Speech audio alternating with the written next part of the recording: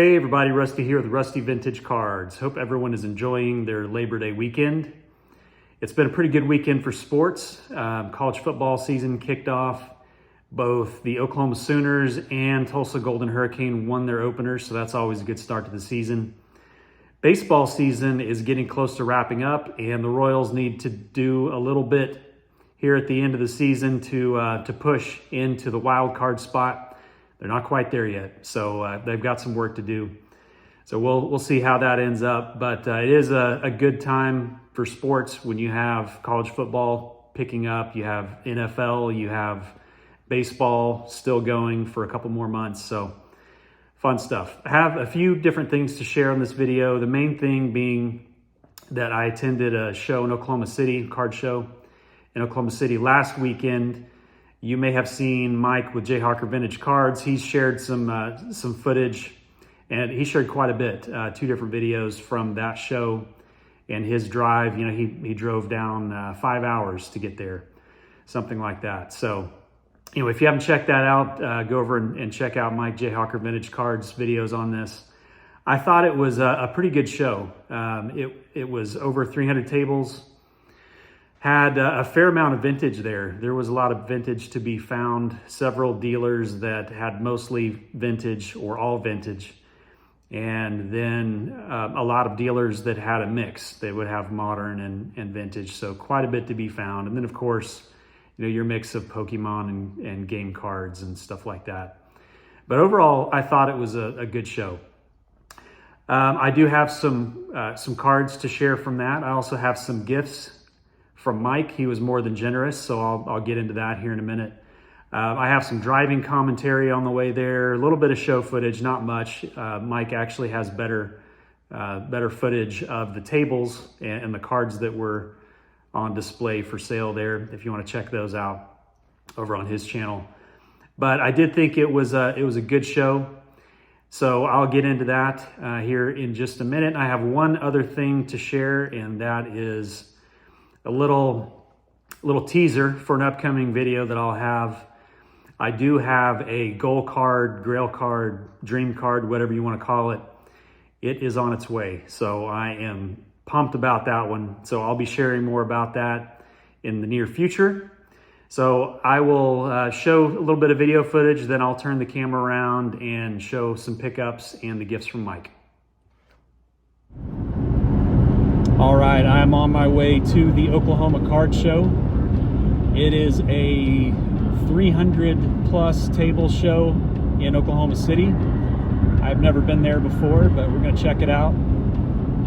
That is about an hour and 40-minute drive from where I live in Tulsa. And I'm meeting Mike Jayhawker Vintage Cards there, who made the 5-hour drive to get there, and he already beat me there. So I stuck around in Tulsa to watch my oldest son's soccer scrimmage this morning, and then I'm headed that way. And I'm also meeting my buddy Alan, who does not have a YouTube channel. He's a close friend of mine, a guy I've known since middle school. So ready to go check out this show and see what it might have. And also Jose Canseco is going to be there. So that's a positive sign of could be some cool stuff there. But we'll see.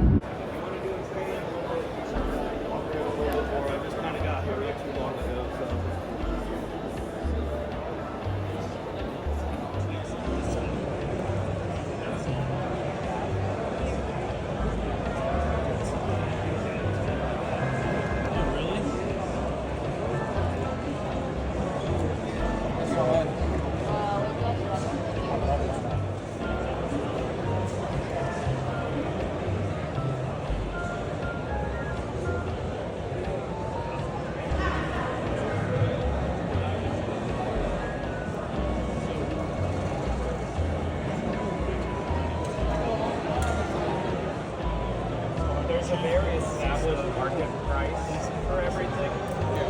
So like this card, I'll look at how I get there. Like, I can are you just looking at the world card or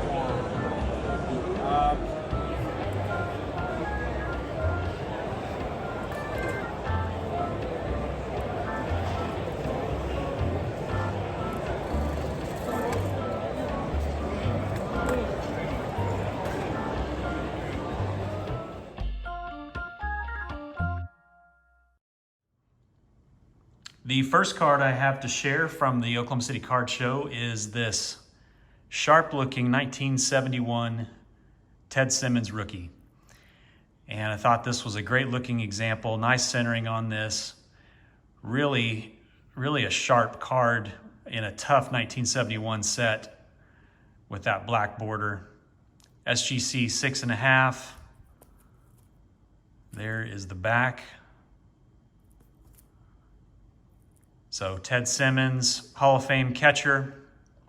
And this checks off a couple of items on my list with picking up a Hall of Fame rookie card of Ted Simmons. And then also he was a former Tulsa Oiler in his minor league stats. So you can't see that on his card, but I do have another card of his, I believe his 73, that shows the Tulsa stats.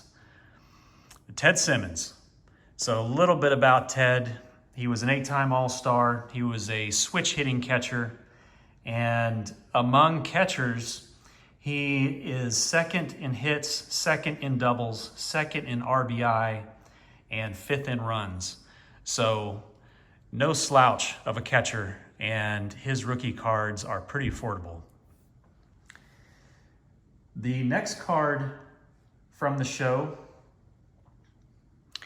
I picked up this 1986 Rookies Sport Flicks of Bo Jackson. You know, I collect Bo Jackson, especially his early cards. I didn't have this one, and these Sport Flicks are just cool. There's the back. 1986 Rookies, Bo Jackson. All right. Now I'll get into the gifts from Mike with Jayhawker Vintage Cards. As I mentioned, he was more than generous, and he hooked me up with a lot of the 1984 Daryl Strawberry cards that I was missing. So I'll start with these. There are 12 of them. This is the set of the star cards. And these are just cool. These originally came in a sheet, and you can tell these were separated. And I didn't have any of these. Let's look at this Rookie of the Year. Each one of these has a different back with a little bit of information about the player. So that is the star card. And then there are 24 of these, let's see what are they called? Star puzzle backs. So I mean, look how young Daryl Strawberry looks in that picture. But all of these have puzzles on the back, and obviously makes a larger picture of the player. I did put these together and got a couple of shots, so I'll show those up on the screen. But these are just really cool. I didn't have any of them, and that's a total of 36 cards that are checked off my list of wanting the run of 1984 Daryl Strawberry cards. So Mike, thank you, truly appreciate it. These are awesome. Then, there's one more from Mike. This is the 1984 All-Star Daryl Strawberry. He hooked me up with that as well. So again, Mike, really appreciate it. This was an eBay purchase I'll throw into the mix here. Was another Daryl Strawberry. I was missing the 1984 O-Pee-Chee. So that's his rookie O-Pee-Chee card, very much like the Topps card. And there's the back, has some information in both English and French. All right, then we have, this is from the card show. This is a 1923 W515 Waite Hoyt hand-cut strip card. And I thought this was a beautiful example. This thing, I'll see if I can get in close here. Look how sharp and bright that image is. It's in an SGC2, and whether you're looking at the front or the back, it's pretty easy to tell that it's a W515 because it says it right on the back, and that's why it got the 2, because someone had written that in, who knows, the 50s. Who knows when that was written on there, but part of the character and story of the card. But this was a card that I had listed as a potential card that I'd pick up of Waite Hoyt for my Hall of Fame run. And I thought this was just a gorgeous example of a card from 1923. I mean, that thing is just sharp. So Waite Hoyt, have a little bit of information about him. He played on the Yankees teams throughout the 20s. He played in seven different teams throughout his career, and he had a 21-year career.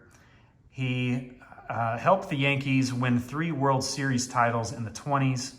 He was the ace pitcher of the 1927 Yankees, which is often considered one of the best teams in baseball history, if not the best. That's a team featuring Babe Ruth and Lou Gehrig and just a stack of other Hall of Famers, and Waite Hoyt being one of them. He did have a long career in baseball. After retirement, he was a broadcaster for the Cincinnati Reds, where he did play-by-play for 24 years. So a little bit about Waite Hoyt. And I had to get a different shot for this last pickup. This was the last thing that I bought at the Oklahoma City Card Show. As you can see, it is not a card. It is a couple of cool advertisements that I thought would look great on my wall once I get my, my new room set up, where I'm gonna display a few of the things that I have. So the one on the left is, I believe, from 1958. It's a Rawlings glove advertisement featuring Stan Musial and Mickey Mantle. So just thought that was really cool. The one on the right is a Louisville Slugger ad featuring Johnny Bench and Alex Johnson. I believe that's from 1971. So these things are not expensive, but they are pretty rare. So I just think they're really cool, and I think it'll display well. I'll end up taking this out of the current display it's in and do something different with it, but let's check out some close-up shots of this. So this one on the left, I think, is just awesome. You can see the glove shows Stan the Man. The prices are just crazy. $5.95, $10.95, $9.95. I'm sure those were nice gloves back then. So that Mickey Mantle shot, look how young he is. He looks like a teenager. Then we have the Louisville Sluggers, Bat of the Champions. You have Johnny Bench. I believe this is 1971. Shows 1970 National League Home Run King and RBI leader. Then you have Alex Johnson, 1970 American League Batting Champion. Shows a magazine, Famous Slugger, 1971. Just both really cool pieces, I think. And also 2 guys representing Oklahoma on these ads with Mickey Mantle and Johnny Bench. As always, thank you for watching, and I will see you next time.